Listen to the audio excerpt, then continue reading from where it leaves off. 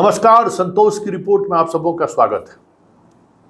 और आज हम संतोष की रिपोर्ट में चर्चा करने जा रहे हैं कि हमारे मुख्यमंत्री नीतीश कुमार बीमार हैं।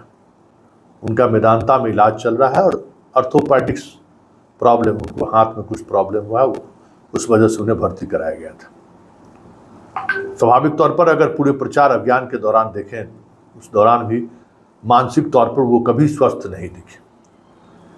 भाषणों के दौरान चेहरे के भाव से, बॉडी लैंग्वेज से कई बार ऐसा महसूस हो रहा था कि वो नीतीश कुमार तो दिख ही नहीं रहे, जिस नीतीश कुमार को इस देश की जनता ने देखा है, इस प्रदेश की जनता ने देखा है। वो चमक, वो तेज, वो ओज चेहरे से झलकता रहता था। एक बार अगर पलट गए तो समझिए अधिकारियों की बैंड बजाती थी कि क्यों पलटे। और कोई अधिकारी नीतीश कुमार को बाया दाया नहीं समझा सकता था। कोई अधिकारी बिना होमवर्क किए अगर नीतीश के सामने हो गए तो समझिए उनका पैंट गीला होना तय है, क्योंकि वो खुद कि जिस विषय पर समीक्षा करने जाते थे या जिस विषय को से जुड़े हुए निर्माण कार्य को वो देखने जाते थे, उसका सारा अध्ययन उनके पास रहता था। अधिकारी सोच नहीं सकते थे कि क्या सवाल कर सकता है, लेकिन ऐसा अधिकारी आज वाकई में मानसिक तौर पर तो स्वस्थ नहीं दिख रहे हैं। ऐसे में उनके बीमार होने की खबर बिहार की जनता के लिए, इस देश की जनता के लिए भी एक कह सकते हैं कि एक अजीब तरह का हर किसी के जेहन में एक अलग तरीके का कंपन महसूस होने लगा है कि नीतीश जैसे शख्सियत का बीमार होने का मतलब क्या है। बिहार अभी भी उन पर भरोसा कर रहा है और उसी भरोसा का फल है कि लोकसभा चुनाव में जिनको हर पॉलिटिकल पार्टी ने मान लिया था कि ये अब आउटडेटेड हो चुके हैं, अब इनकी कोई राजनीति में उपयोगिता नहीं है, लेकिन बिहार की जनता ने इन्हें फिर से खड़ा कर दिया है। मतलब बैसाखी से नहीं, पूरी तौर पर इनको फिर से स्थापित कर दिया और कहा है कि नीतीश तुम डटे रहो, आगे बढ़ो, बिहार आपके साथ। ये बहुत बड़ी बात है इस उम्र में जहां वो पूरी तौर पर स्वस्थ नहीं है। उस ऐसे मोड़ पर भी अगर जनता इस तरीके से साथ खड़े हो तो स्वाभाविक तौर पर ऐसे मुख्यमंत्री को लेकर ये सवाल उठता ही है कि इनके बीमार होने का मतलब क्या है।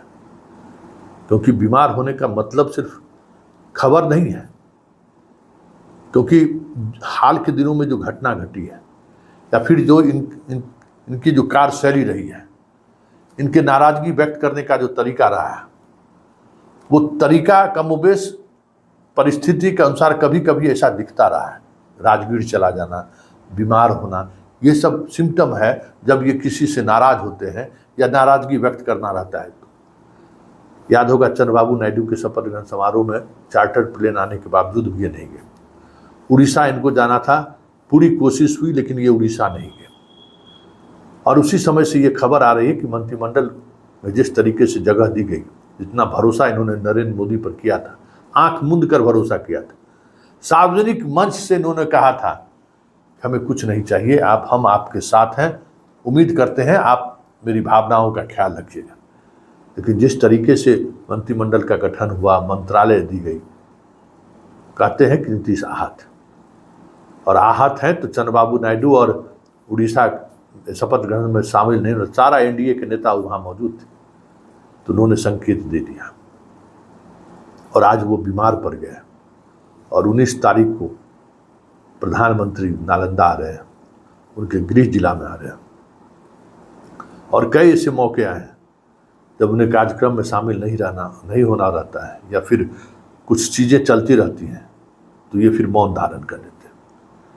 तो कहीं बीमार होना मौन धारण करना तो नहीं है। वजह जो भी हो, बीमार बेहतर हो, स्वस्थ हो, जल्द शीघ्र स्वस्थ होकर काम पर लौट जाएं, बिहार वासियों की तो यही कामना होगी। लेकिन अब चर्चा ये भी है कि नीतीश का बीमार होना सिर्फ बीमार ही होना नहीं है। क्या ऐसा तो नहीं कि कि प्रधानमंत्री से ये अपने आप को दूर रखना चाहते हैं, ये भी चर्चा जोरों पर है। देखिए आगे आगे होता है क्या, लेकिन इतना तय है कि नीतीश इस तरीके के अंदाज में कई मौके पर अपना, अगर जिनसे इनकी मन मिजाज नहीं मिल रहा है तो कुछ इसी तरीके से वो अपने आप को दूरी बनाते हुए कई मौके पर देखने को मिला है। वैसे बिहार की 14 करोड़ जनता इस उम्मीद से कामना कर रहे हैं कि जल्द नीतीश स्वस्थ हो और काम पर लौटे।